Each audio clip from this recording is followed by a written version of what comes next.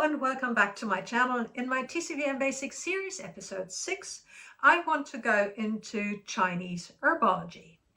Traditional Chinese veterinary medicine does not know the principles of modern pharmacology like chemical compounds or receptors. The herbs are classified according to thousands of years of experience and have energetic properties. They have tastes, they relate to the organs of the 5 elements, and they also have a direction of action. Herbs are rarely used alone, so the formulas have a general structure, which I will also look into. And finally, I will go into a few herbs to give you examples and make this theory come to life. Let's get started.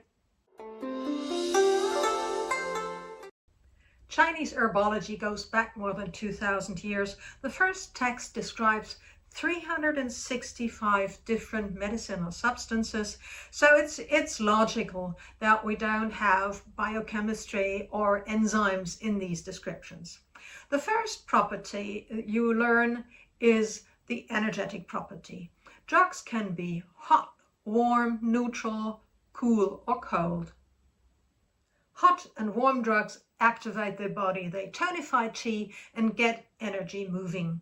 Neutral drugs are balancing formulas and they make sure that the formulation overall doesn't become too hot or too cold.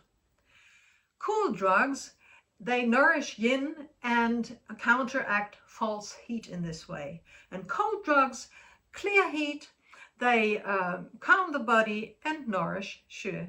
What is Xue? Xue is often translated as blood. I prefer to say vital fluid because it flows in the channels alongside qi, not in the veins. Next, the drugs are characterized by their taste, and that also gives a relation to the organ systems of the 5 elements. The tastes are sour, bitter, sweet, pungent, and salty.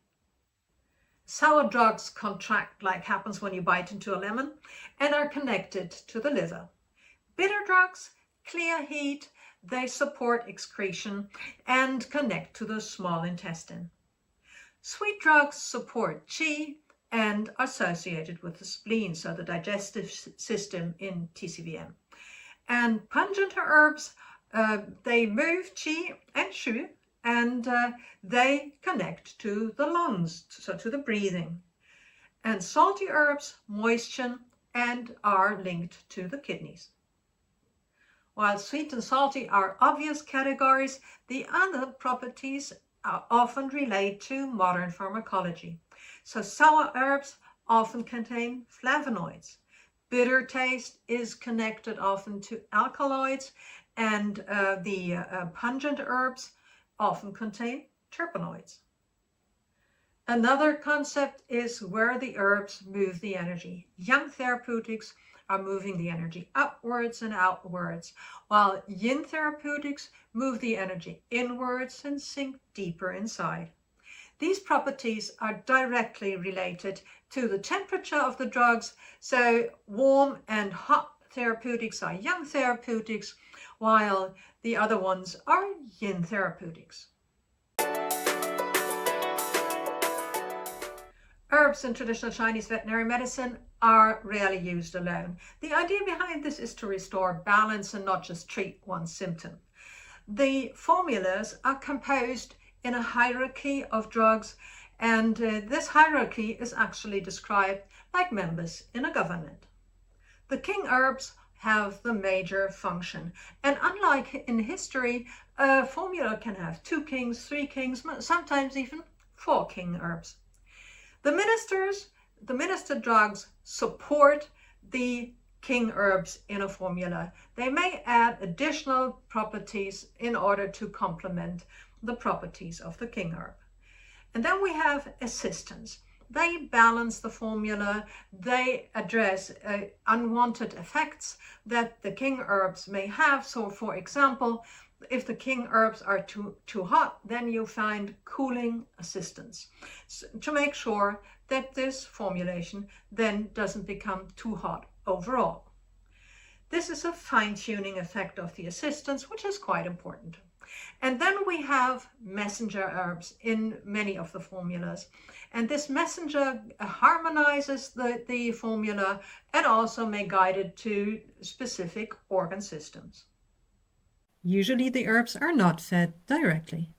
These formulas come in different dosage forms. If the formula has the name ending in Tang, it's a decoction, meaning that the herbs are simmered in water for hours. And also the tradition is to have powders. Then the formula has the name Sun at the end. And one depicts a honey pill. Nowadays, the modern formulations are usually based on decoctions and then turned into either granules or hydrophilic concentrates. My Yao Tang formulas, for example, are available as granules, which makes them very easy to feed, and the acceptance in horses and dogs is extremely high. The amount for horses of these granules is 10 grams a day, and for dogs it's 1 gram per 10 kilogram body weight twice daily. To illustrate these theoretical principles, let me introduce you to a few herbs in TCVM.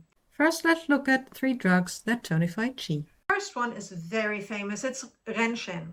Rehmannia is ginseng root, and it's very well known for supporting Qi and Yang, for stabilizing collapsing Qi, and supporting the spirit Shen.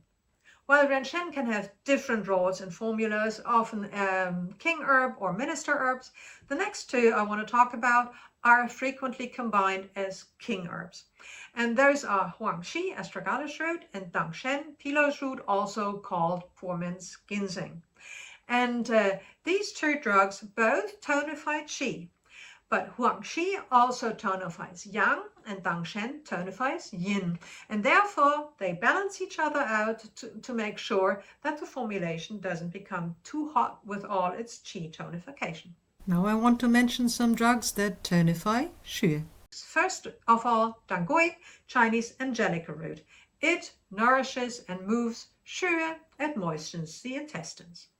While Dangui has warming properties, Baishao Yao is also tonifying Xue and has cooling properties. It strengthens Yin and it also soothes the liver. This is why Dangui and Baishao are sometimes also combined. So then you again have a tonification of Xue, one with a warm and one with a cooling drug. The next 2 drugs are 2 forms of Rehmannia root. This illustrates nicely how the preparation also influences the properties of an herb in a formula. Shengdihuang is dried, while Shudihuang is steeped in rice wine until it's black. Both of these Rehmannia drug preparations are sweet and nourish Yin and Xue, but Shengdihuang is bitter and clears heat, while Shudihuang is warming and lost the bitter taste. Both drugs are sometimes combined. Often Shudihuang is preferred as it is more balanced. Finally, let me mention the most frequent messenger drug, and that's Gan Cao, licorice root. This drug has harmonizing properties. It improves the taste of a formulation. It guides the drugs into all channels and specifically supports the spleen. So to summarize, Chinese herbology is a very structured system based on thousands of years of experience, and it is designed to restore the body's function by balancing it. If you found this helpful, please like and subscribe. This is the last of my TCVM Basics series. If you missed the previous episode, for example, here's the one about Chinese diagnostics. Now stay tuned for many more videos to come about specific equine and canine health conditions and how Yao Tang formulas are applied to support the animal. See you next time.